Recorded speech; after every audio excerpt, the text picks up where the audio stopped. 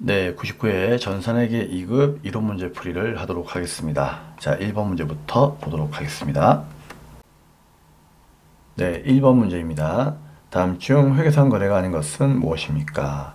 자, 우리 회계상 거래가 아니라는 얘기는 붕괴할 수가 없다는 거예요. 그러니까 거래라고 하는 것은 붕괴할 수 있으면 거래고 붕괴할 수가 없으면 거래가 아닌 거예요. 자, 그런 내용에는 크게 5가지가 있죠. 누가 있습니까? 주문 계약, 보관 약속, 종업원 채용이 있습니다. 물론 이거 외에도 많이 있지만 이 정도만 알아놓으셔도 문제 푸는 데는 크게 지장은 없습니다. 자, 1번 보겠습니다. 종합소득세하고 지방소득세를 그쵸 500만 원만큼 보통예금으로 납부하겠습니다. 그럼 이런 거는 붕괴할 수 있죠. 보통예금 나가는 거니까 그쵸. 그래서 거래이고요. 두 번째, 회사의 영업력을 강화하기 위해서 영업이사를 연봉 1억 원에 스카우트하기로 구두계약하겠습니다. 얘는 계약과 동시에 뭐예요? 영업이사를 우리가 채용하는 거죠. 그래서 계약과 채용에 들어오는 거죠. 그럼 아직까지 우리가 일을 시키거나 그러진 않았기 때문에 얘한테 1억을 줄 필요는 없다는 얘기죠. 그렇기 때문에 아직은 거래가 아닌 겁니다. 정답은 2번이 되는 겁니다. 3번, 커피 전문점 창업하고자 상가를 임대하기로 계약하고 계약금 1천만 원만큼을 현금으로 주었습니다. 아무튼 돈을 주거나 받게 되면은요, 이런 건 거래기 때문에 전부 다 붕괴하는 거죠. 그렇기 때문에 3번은 거래가 맞고요. 4번, 사업 운영 자금 목적으로 은행에서 2천만 원만큼 현금을 차입, 빌려왔다는 얘기죠. 그럼 당연히 돈이 들어오는 거니까 이런 건 붕괴해야 되겠죠? 그렇기 때문에 4번도 거래입니다.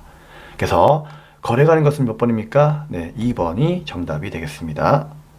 다음은 2번 문제 보도록 하겠습니다.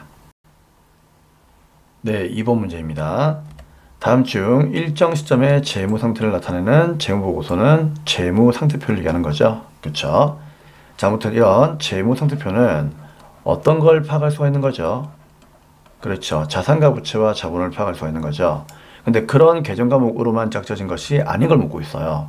그러면 사지선단을 봤을 때 자산과 부채와 자본이 나오는 게 재무 상태표니까 결국 수익과 비용이 나오면은 걔는 재무 상태표가 아니죠. 손익계산서죠.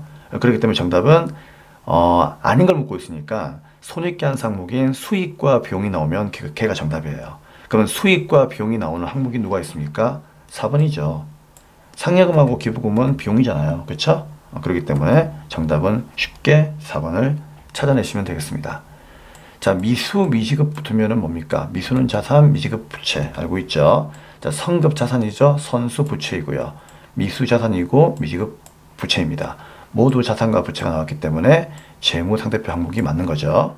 하지만 아닌 것은 비용이 나와 있는 4번이 정답이 된다. 자, 다음 3번 문제 보도록 하겠습니다. 네, 3번 문제입니다. 다음 중 유동자산이 아닌 것은 무엇입니까? 정답은 3번이 되겠습니다. 자, 쉬운 문제이죠. 이 문제는 유동자산이냐 비유동자산이냐 이게 중요한 게 아니고요. 일단 1번하고 2번하고 4번은요. 일단 뭐예요? 얘들은 자산이죠. 그쵸? 근데 얘 혼자만 부채이죠. 그럼 이거는 유동자산이냐 뭐 비유동자산이냐 이걸 논할 게 아니라 그냥 얘가 부채니까 그냥 얘가 답인 거예요. 일단 자산이 아니잖아요. 그쵸? 그래서 3번이 정답이 되는 겁니다. 자, 다음은 4번 문제 보도록 하겠습니다. 네, 4번 문제입니다. 다음의 거래를 거래 판료서로 분석한 것으로 옳은 것은 무엇입니까? 자, 이 문제도 분개만 하면은 풀리는 문제이죠. 자, 볼까요? 차입금 100만원과 이자 6만원만큼을 현금으로 주었습니다.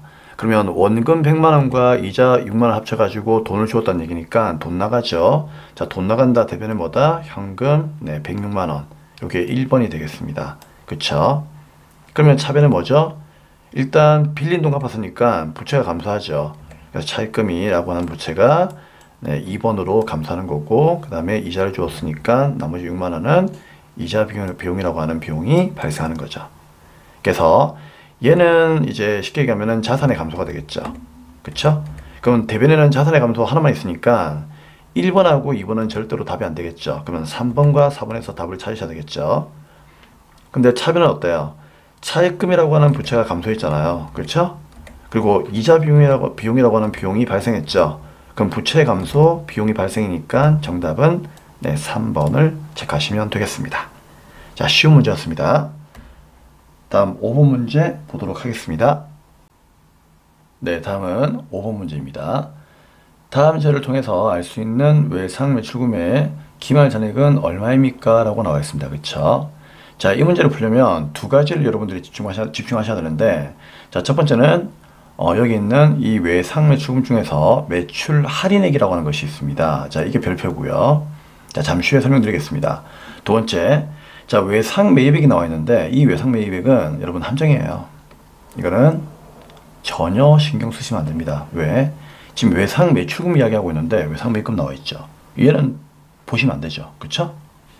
그래서 지워버리고, 그 다음에 이제 외상 매출금이라고 하는 이 계정을 좀 이해하셔야 되는데, 자, 외상 매출금 계정에 대해서 이야기를 좀 하겠습니다. 외상 매출금은 일단 여러분들 자산이죠. 자산이기 때문에 차변은 뭐다? 항상 외상 매출금이 발생하게 되면은 자산이 증가한다라고 보시면 될 것 같아요. 근데 이 외상값을 받아버리면 대변에는 외상 매출금이라고 하는 자산은 어떻게 된다? 네, 감소합니다. 그쵸? 그렇기 때문에 이 두 개를 여러분들 꼭 이해를 하셔야 돼요. 자, 그러면 외상 매출금 계정은 어떻게 생겼느냐? 첫 번째, 왼쪽 차변을 먼저 볼게요. 차변에는 일단 저번 연도에서 받지 못해가지고 넘어온 기초의 외상 매출금이 있을 거예요. 그쵸? 근데 우리 회사가 1년 동안 장사하다 보면은 외상으로 물건을 파는 경우가 있겠죠. 그때는 외상 매출금이 일부 증가할 수도 있다, 그런 얘기죠. 그래서 이 둘을 합친 금액이 우리 회사가 전체적으로 받아야 될 금액이다라고 이해하시면 되는 겁니다. 그쵸? 그럼 여기에서 받아버리게 되면은 대변에 외상 매출금이 감소합니다. 그래서 이 외상 매출금의 감소액은 다른 말로 얘기하면은 이제 회수액이다라고 보셔도 괜찮을 것 같아요. 그쵸? 회수액. 그러면 남아있는 이 기말 외상 매출금은 뭔가 하면은요, 이건 아직까지 기말이 되어서도 받지 못한 거예요. 그쵸? 그래서 이 아이는 결국 뭡니까? 미회수액임을 알 수가 있는 겁니다. 그래서 이 네 가지를 꼭 이해하셔야만 이 문제를 풀 수가 있습니다. 그 문제는 뭘 물어보고 있죠? 기말 잔액을 물어보고 있죠. 그러면 기말 잔액이라는 얘기는 지금 현재 얘를 물어보고 있는 거예요. 얘를 물어보고 있는 거예요. 미회수액. 그래서 여기 있는 기초와 증가, 그 다음에 감소액을 전부 다 대입을 하시면 됩니다. 그러면 잘 보니까 기초의 외상 매출금 잔액은 8만원 돼 있죠. 8만원. 그럼 요 8만원은 여기에 대입하시면 되고요. 그 다음에 외상 매출액이 40만 돼 있죠. 이게 이번 연도에 발생한 거니까 얘를 여기에 증가분에 적으시면 되는 겁니다. 그럼 나는 전체적으로 받을 게 얼마가 있다? 48만원을 받을 게 있다, 그 얘기죠. 근데 여기서 여러분들 잠시만 주목하세요. 여기에 외상 매출금의 할인액이 되어 있죠. 자, 이 할인액은 여기에서 어떻게 한다? 빼야 됩니다. 자, 왜 빼야 될까요?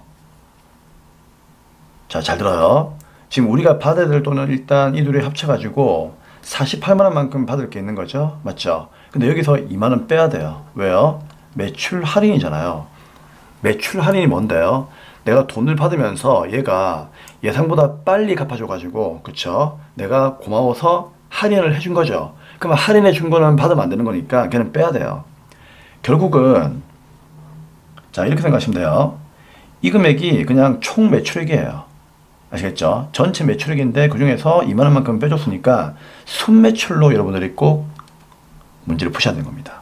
그쵸? 그래서 총 매출에서 매출 애누리와 환입, 매출 할인을 빼듯이 이 매출 할인도 당연히 뭐다? 여기서 빼야 되는 거예요. 그쵸? 빼야 되기 때문에 2만원을 빼셔야 됩니다. 그럼 결국은 우리가 받아야 될 돈은 48만원이 아니고요. 46만원으로 봐야 된다는 거. 이게 이 문제의 핵심 포인트입니다, 여러분. 아시겠죠? 그래서 쉽게 생각하세요. 외상 매출금 차변 자리에 있는 이 합계는 전부 다 우리가 받아야 될 돈인데 혹시나 매출 할인이 있다. 그러면 그 매출 할인은 반드시 빼셔야 된다, 그 얘기입니다. 아시겠습니까? 그러면 46만 나오죠. 근데 그 중에서 얼마를요? 24만원만큼을 회수했잖아요. 그쵸? 그럼 얘를 빼세요. 그러면은 기말에 남아있는 돈은 얼마가 되겠습니까? 그렇죠. 22만원이 되겠죠. 그래서 이 금액은 22만원이니까 정답은 몇 번? 3번이 정답이 되겠습니다. 자, 조금 어렵죠? 자, 어려운 문제입니다. 그렇기 때문에 여러분들이 좀 복습을 하시면서 여러 번 반복을 좀 해 주셔야 되는 그런 문제입니다. 자, 이제 6번 문제 가도록 하겠습니다. 6번 문제입니다. 다음 중 매출원가의 계산에 영향을 미치지 않는 것은 무엇입니까? 자, 우리 매출원가는 공식이 뭐죠? 그렇죠. 상품계정 셈이 클이라고 했죠. 항상 차변에 뭐 기상품 재고액에 순매입을 더하고 대변해요. 기말상품 빼버리면은 매출원가 나오는 거죠. 그러면은 결국은 기초의 상품에서 순매입 더하고 기말상품 빼는 거니까 기초상품 순매입 기말상품은 당연히 매출원가 계산에 영향을 미치겠죠. 그쵸? 근데 보니까 순매입은 현재 얘밖에 안 나와 있죠. 그쵸? 얘가 매입액이니까. 그럼 얘는 영향을 미치는 거니까 일단 4번은 정답에서 배제하는 겁니다. 이해되겠죠? 자, 그러면은 1번, 2번, 3번에서 한 개가 답인데 1번도 여러분들 매출원가 계산에 영향을 미쳐요. 왜 그럴까요? 1번에 있는 상품 매입 운반비는 그냥 쉽게 생각하세요. 얘는 매입액이에요. 왜요? 선생님 분계할 때 맨날 외치잖아요. 매입 시의 비용은 어떻게 한다? 원가에 포함한다. 그쵸? 그래서 얘는 그냥 매입액이에요. 매입액. 그럼 매입액이니까 나중에 순매입액으로 들어가겠죠. 그렇기 때문에 얘도 매입액입니다. 자, 그러면 얘도 정답이 아니고요. 그쵸? 그러면은 매출 환입 및 애누리, 매입 환출 및 애누리인데 우리가 순매입을 구하려면은요. 총매입에서 매입 애누리와 환출, 매입 할인 빼야 되겠죠. 그럼 매입 환출을 빼는 거니까 얘가 영향을 미치겠죠. 그렇기 때문에 얘도 뭐다? 정답이 아니에요. 그쵸? 그럼 영향을 미치지 않는 것은 누구이다? 매출 환입 및 애누리 2번이 정답이 되겠습니다. 얘는 순 매출액을 구할 때만 영향을 미치는 거지 매출원가 구할 때는 영향을 미치지 않습니다. 그래서 매출 환입 및 애누리는 순매출액을 구할 때 영향을 주는구나 라고 이해하시면 되겠습니다. 자, 2번이 정답입니다. 자, 이제 7번 문제 보도록 하겠습니다. 네, 7번 문제입니다. 자, 다음 중 재고자산에 대한 설명으로 틀린 것은 무엇입니까? 자, 여러분 재고자산이 뭐죠? 얘는 판매 목적으로 보유하는 자산이죠. 그쵸? 자, 그러면 1번부터 보겠습니다. 정상적인 영업 과정에서 판매를 위하여 보유하거나, 그러면 1번은 맞는 거죠? 생산 과정에 있는 자산을 말한다. 결국은 생산 과정에 있는 자산도 완성이 되어버리면 팔아야 되기 때문에 자, 이러한 자산도 판매 목적인 자산인 재고 자산에 속하는 겁니다. 그러면 1번은 맞는 말이고요. 그 다음 2번 자동차 대리점에서 보유하고 있는 판매용 차량 당연히 재고 자산이죠. 현대자동차 대리점, 뭐 기아자동차 대리점에서 이제 자동차를 팔고 있다. 그럼 그 자동차는 뭐예요? 당연히 그렇죠. 자동차 대리점 입장에서는 상품이니까 재고 자산에 해당하는 것이 맞습니다. 그렇죠? 다음 3번 재고 자산은 감가상각을 통하여 비용으로 인식한다. 맞습니까? 여러분 재고 자산에서 감가상각이라는 말 들어본 적 있어요? 없죠? 정답은 3번이 틀린 것이죠. 감가상각은 유형자산과 무형자산에서 원가 배분을 목적으로 감가상각을 하는 거죠. 뭐 정액법, 정률법, 연수학계법, 비례법 기억나시죠? 그래서 유형자산과 무형자산이 감가상각 자산이지 재고자산은 감가상각하고는 관계가 없습니다. 그래서 정답은 3번이 되는 거예요. 자, 4번 재고자산의 단가 결정 방법에는 개별법과 선입선출법, 후입선출법, 평균법 등이 있습니다. 맞는 말이죠. 자, 이 평균법은 참고로 다시 뭐와 뭐로 나눕니까? 계속기록법 하의 평균법인 이동평균법하고 그쵸? 두 번째 실지재고조사법 하의 평균법인 누구? 총평균법으로 나눈다. 그쵸? 자, 이런 내용도 알고 있어야 됩니다. 다음은 8번 문제 보도록 하겠습니다. 8번입니다. 다음 중 유형자산에 해당하지 않은 것은 무엇입니까? 자, 우리 유형자산은 어떤 목적으로 가지고 있는 거죠? 얘는 판매가 아니라 그렇죠. 영업을 목적으로 보유하고 있는 거죠. 그리고 눈에 보이기 때문에 물리적 실체가 있다라고 이야기를 합니다. 자, 그러면 1번부터 보겠습니다. 본사 사옥으로 사용하기 위한 현재 완공 전에 건설 중인 자산은 당연히 유형자산이죠. 맞는 거고요. 그 다음에 공장에서 사용하는 기기장치도 당연히 유형자산입니다. 사무실에서 사용하는 비품도 당연히 유형자산이죠. 근데 투자가 목적이래요. 투자가 목적으로 보유하고 있는 건물은 영업으로 사용하는 게 아니고 그냥 뭐다? 그렇죠. 건물을 싸게 사가지고 나중에 비싸게 팔아가지고 어떤 시세 차익을 남길 목적으로 보유하고 있는 거죠. 이런 건 영업에 쓰이는 게 아니기 때문에 그렇죠? 네. 유형자산이 될 수가 없는 겁니다. 그래서 얘는 뭐라고 하죠? 우리가 다른 말로 투자부동산이라고 하죠. 그렇죠? 그래서 투자부동산은 당연히 뭐다? 예, 투자자산에 속한다. 이렇게 보시면 되겠습니다. 자, 다음은 이제 9번 문제를 보도록 하겠습니다. 네, 9번 문제입니다. 다음 중 손익계산서에 영업이익에 영향을 미치는 것은 무엇입니까? 자, 우리 손익계산서에 영업이익을 구하는 공식 기억나세요? 자, 쌤이 전산 공부할 때 그 손익계산서는 원래 이제 차변에는 뭐였어요? 차변에는 원래 손익계산서가 비용이 적히는 곳이고 대변에는 뭐다? 수익이 적히는 곳이다. 이렇게 설명했지만 실제 외부에다가 보고할 때는 어떻게 한다고 했죠? 그렇죠. 이렇게. 자, 이렇게. 자, 보고 형식의 손익계산서로 보고한다고 했죠? 그래서 이 손익계산서는 이제 이렇게 등식으로 보고하게끔 되어 있다는 얘기죠. 그래서 매출액에서 매출원가를 빼면은 매출총액이 나오는데, 자, 이걸 먼저 보고를 해야 되고, 그 다음에 판매비와 관리비를 빼가지고, 그렇죠, 영업이익을 이제 보고해야 되고, 여기에서 영업의 수익을 더하고 영업의 비용을 빼면은 법인세 비용 차감 전 순이익이 나오고, 그 다음에 여기서 법인세 비용을 빼면은 마지막으로 드디어 단기 순이익이 나온다.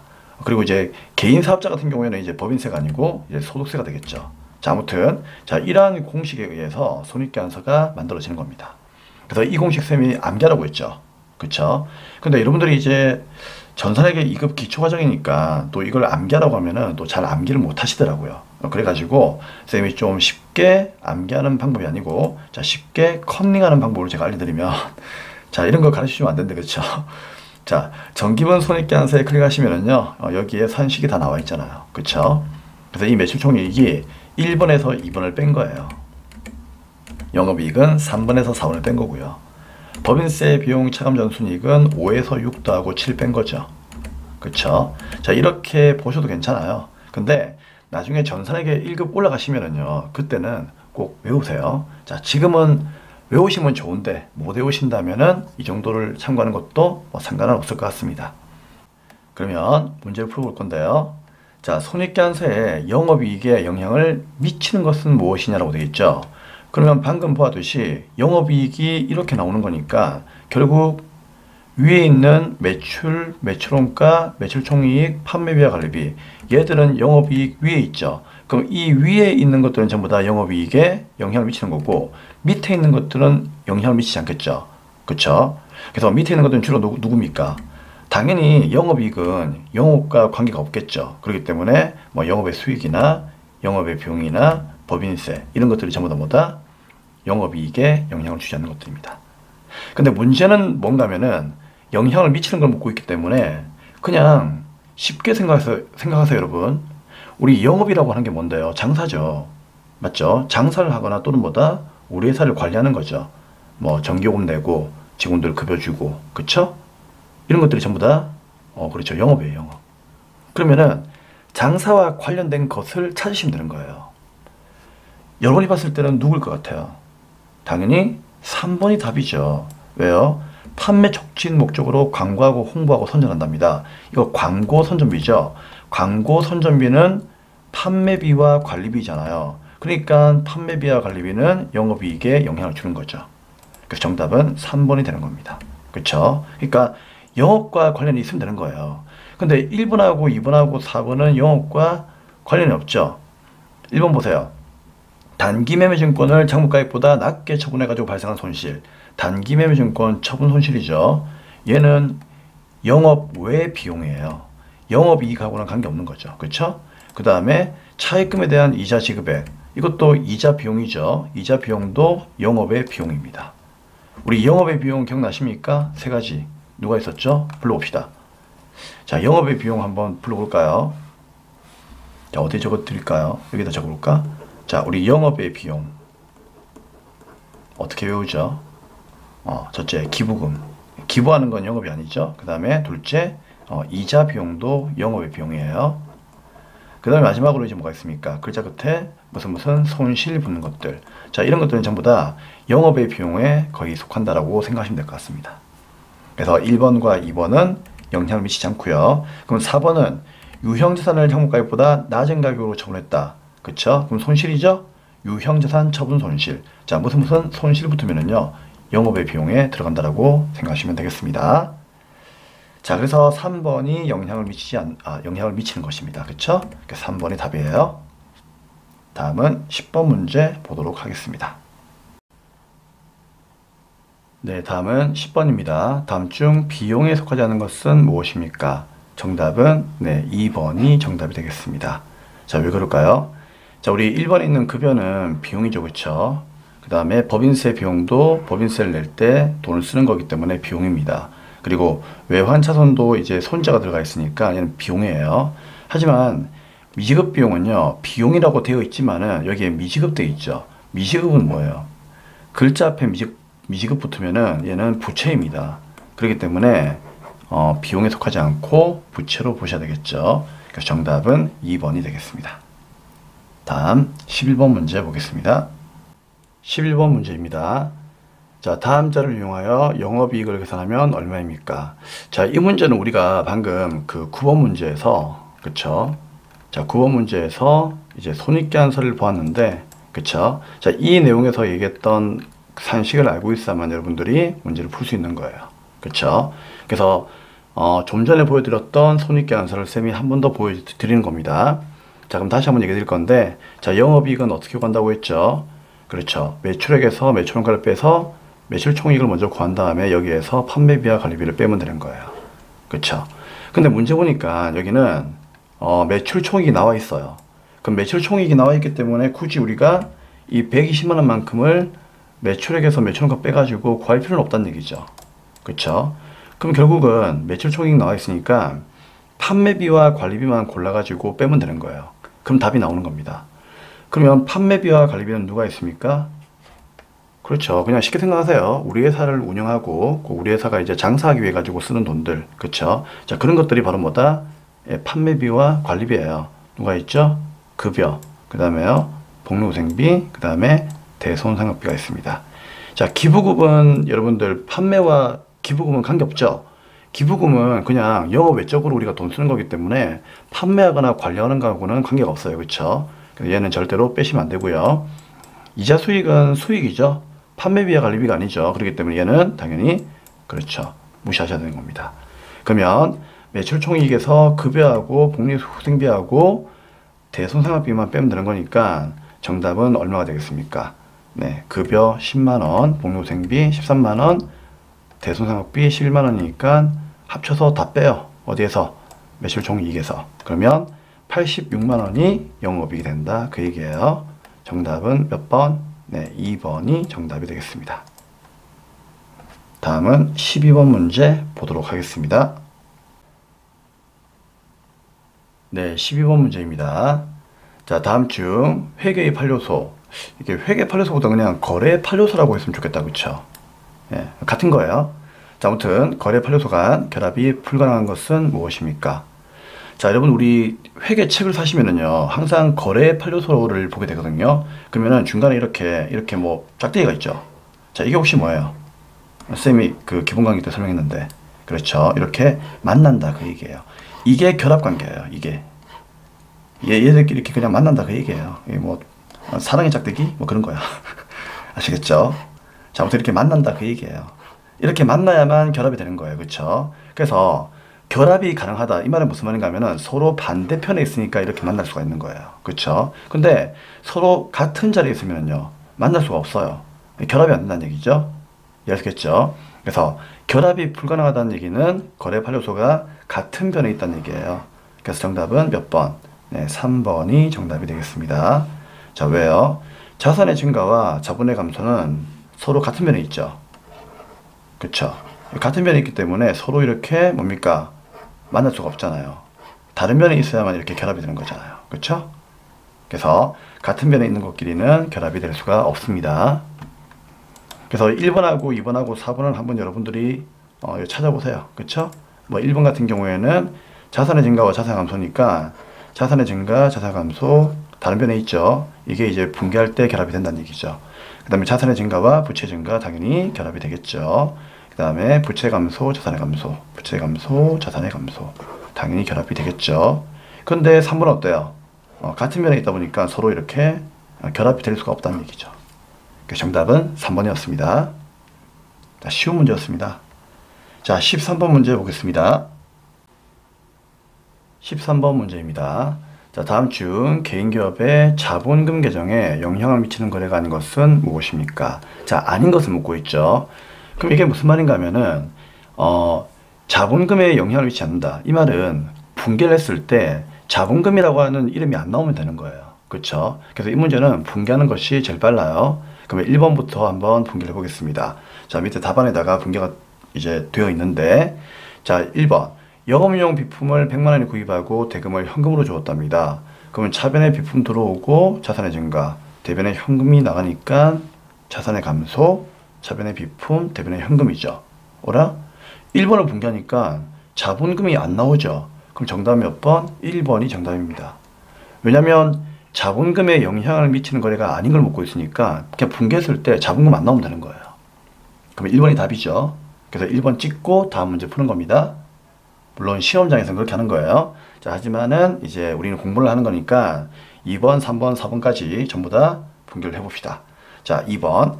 단기 중에 현금 500만 원만큼을 추가로 출자했답니다. 무슨 얘기죠? 우리 사장님이 우리 회사를 위해 가지고 현금을 더 들고 오신 거예요. 들고 와가지고 사업자금에 보탠 거죠. 그러면 회사에서는 현금이라고 하는 자산이 증가한 동시에 얘가 우리 회사의 미천이니까, 그쵸? 자, 우리 회사의 사업 미천, 그 미천을 뭐라고 합니까? 자본이라고 하죠. 그래서 자본은 항상 뭐예요? 우리 회사의 미천이다 라고 생각하면 됩니다. 미천이 어떻게 쓰죠? 미천 맞나? 모르겠다. 아무튼 뭐 그렇게 쓰는 거예요. 자, 갑자기 미천에 대한 그 단어를 어떻게 쓰는지 기억이 안 나네요. 자, 한번 검색해 보세요. 자, 죄송합니다. 자, 그러면은 대변에, 자, 자본금은 이제 증가했으니까 자본의 증가 대변에 500만 원 되겠습니다. 그쵸? 자, 3번. 기말 결산 시 인출금 300만 원만큼을 자본금으로 대체했네요. 자, 이 말이 무슨 말이에요? 그렇죠. 우리 사장님께서 기중에 회사 돈을 계속 개인적으로 뺏은 게 있겠죠. 그게 인출금이에요. 그 인출금을 기말까지 처리하지 못하면은 전부 다 자본금에서 빼야 됩니다. 아시겠죠? 그만큼 사업자금을 마음대로 쓰셨으니까 사업자금이 그만큼 주는 거죠. 그래서 차변은 뭐다? 자본금이라고 하는 자본이 감소하는 거고, 그만큼 뭡니까? 대변에 인출금이라고 하는 임시계정이 사라지는 거죠. 자, 그 다음에 이제 4번. 기말 결산 시 단기순이익 30만 원만큼을 자본금 계정에 대체했다. 자, 이 분계는 좀 어려우시면은요, 그냥 무시하세요. 아시겠죠? 그럼 이 말은 무슨 말인가 하면은, 우리가 단기순이익은요, 항상 나중에 자본을 구성하죠. 왜 그런가 하면은, BS에서 기초의 자본이 기말에 가서 증가하면 이익 나오잖아요. 결국 그래서 뭡니까? 기말 자본은 기초의 자본에다가 단기순이익을 플러스한 거예요. 그쵸? 그래서 이 단기순이익은 항상 기말에 뭐다? 자본금으로 넣어주게끔 되어 있습니다. 그래서 이 단기순이익 30만 원은 무조건 기말에 자본금으로 증가가 되는 거고, 그쵸? 그만큼 차변에 손익계정에서 사라지는 거죠. 그냥 이렇게 있다는 것만 아시면 될 것 같아요. 자, 정답은 1번이 정답이었습니다. 자, 14번 문제 보도록 하겠습니다. 14번 문제는 다음 중 아래의 빈칸에 각각 들어갈 내용으로 적합한 것이 무엇이냐, 이걸 묻고 있죠. 자, 선급 비용이 뭐뭐가 되어 있다면 단기순이익은 과대, 늘어날 것이다. 그 다음에 미수 수익이 뭐뭐 되어 있다면 단기순이익은 과대, 늘어날 것이다. 근데 여기서 우리가 알 수 있는 게 선급과 미수는 둘 다 뭐예요? 자산이죠. 그쵸? 그럼 자산이라고 하는 것이 이제 이 문제의 포인트가 되는 거예요. 자, 그럼 이때 여러분들이 이제 개념 한 가지 말면은 이 문제를 푸는 것은 좀 쉽습니다. 자, 참고상에 쌤이 필기 나왔는데 요거 적어주세요. 요거 꼭 필기하세요. 외우셔야 됩니다. 자, 우리 쌤이 수익은 돈을 번 거다, 뭐 그렇게 얘기를 하고, 비용은 돈을 쓴 거다, 뭐 이렇게 얘기를 하지만, 실제 우리 회계 기준에서 수익의 정의는요, 이렇게 내리고 있습니다. 어떻게? 수익은 자산의 증가와 부채 감소이다. 왜요? 자, 가만히 한번 생각해 보세요. 내 거는 늘어나는데 부채, 갚을 게 준다. 그럼 이건 나한테 좋은 거예요, 나쁜 거예요? 좋은 거죠. 그래서 수익은 자산의 증가와 부채 감소예요. 그렇게 표현하는 거예요. 그럼 비용은 뭡니까? 비용은 돈을 쓴 거죠. 그럼 돈을 쓰니까 계속 내게 뭐예요? 내 자산이 줄어드는 거예요. 맞죠? 줄어들다가 돈이 없으면요, 빚을 낼 수도 있겠죠? 그럼 어때요? 부채가 증가하는 거예요. 그래서 내 거는 감소하는데 빚은 늘어난다. 안 좋은 거죠. 이런 게 바로 비용이에요. 그렇죠? 그러면은 이 문제는 단기 순이익이 둘 다 어때요? 늘어나고 있다 그 얘기잖아요. 그럼 단기 순이익이 늘어난다는 얘기는 수익이 뭐다? 그만큼 는다는 얘기예요. 아니면 비용이 줄든지 아니면 비용은 줄어야 되겠죠. 그렇죠? 그럼 수익이 늘어난다는 얘기인데 방금 쌤 뭐라고 했습니까? 수익은 자산의 증가라고 했잖아요. 그럼 수익이 늘어난다는 얘기는 자산이 증가하는 거예요. 그러면 이 선급비용과 미수익이라고 하는 이 두 개의 자산이 뭐다? 지금 현재 늘어나고 있다는 얘기죠. 늘어나고 있으니까 단기 순이익이 둘 다 어때요? 과대하게 늘어나고 있다는 얘기잖아요. 그래서 둘 다 뭐다? 선급비용과 미수수익이 늘어난다. 즉 과대하게 계산된다. 이런 말이 나오면 답이에요. 정답은 4번이 되겠습니다. 조금 어렵죠. 네. 처음엔 좀 어려워요. 어려운데 한두 번 정도 연습하시면은 그렇게 어려운 내용은 아닙니다. 그렇기 때문에 쌤이 여기 필기해드렸던 이 참고사항들을 이해하시면서 풀어볼 수 있도록 합니다. 자, 다음은 이제 15번 문제 풀이하도록 하겠습니다. 네, 15번 문제입니다. 다음은 공유의 계정별 원장의 일부입니다. 다음 자를 토대로 단기의 이자 비용의 거래 내역을 바르게 설명한 것은 무엇입니까? 우리 이자 비용은 일단 비용이죠. 그럼 비용은 거래 판례서에서 차변에서 항상 뭐한다? 비용이 발생한다 그 얘기예요. 그래서 여러분 이걸 아셔야 돼요. 이자 비용 계정은요 항상 차변이 뭐라고요? 1년 동안 뭐 돈을 주었던 안 주었던 그게 중요한 게 아니고 1년 동안 뭐다? 우리 회사가 50만 원만큼 비용이 발생했다 그 얘기예요. 그렇죠? 그래서 이 문제는 답이 몇 번이다? 바르게 설명한 거 묻고 있으니까 3번이 정답이에요. 비용 발생은 차변이기 때문에 결국 차변에 합계인 이 50만 원이 전부 다 단기에 발생한 이자 비용이에요. 그래서 3번이 답이 되는 겁니다. 아시겠죠? 그래서 비용 발생은 차변이니까 차변이 발생이고 대변이 이제 뭐 소멸이 되는 거죠. 그러면 우리 알고 있잖아요. 자, 10월 30일간 볼게요. 자, 30만 원만큼의 비용을 우리가 이제 주었다는 얘기인데 이걸 보통예금으로 주었다는 얘기입니다. 그렇죠? 그리고 20만 원은 뭐예요? 이거는 비용이 20만 원만큼 발생했는데 아직까지 못 주고 있다는 얘기예요. 그렇죠? 그럼 1번은 왜 틀렸느냐? 단기에 현금으로 지급한 이자가 30만 원이라고 하는데 여기에는 현금이라고 하는 개념 과목이 없다는 얘기죠. 그렇기 때문에 1번은 말이 안 되는 거고요. 2번은 단기에 발생한 이자 비용이지만 아직까지 지급하지 않은 금액은 얼마입니까? 지급하지 않은 금액은 미지급이니까요 20만 원 되는 거죠. 근데 여기는 50만 원 돼 있으니까 이것도 말이 안 되는 거죠. 그렇죠? 그래서 현금으로 준 건 없고 50만 원은 미지급 비용이 아니기 때문에 맞죠? 말이 안 되는 거죠. 그래서 3번이 답이 되는 겁니다. 자, 4번은 차기로 이월되는 이자 비용은 50만 원이다. 여러분, 차기로 이월되는 건 누가 있죠? 자산과 부채와 자본이라고 하는 재무상태표의 계정은 다음 연도로 이월되지만 비용과 수익은 그 연도에 발생한 것만 보고하는 거기 때문에 비용과 수익은 절대로 다음 연도로 이월되지 않습니다. 아시겠습니까? 그렇기 때문에 4번은 틀린 말이죠. 정답은 3번이 되겠습니다. 네, 여기까지였습니다. 자, 이상으로 전산회계 2급 99회 이론 문제 해설 강의는 마무리를 하도록 하겠습니다.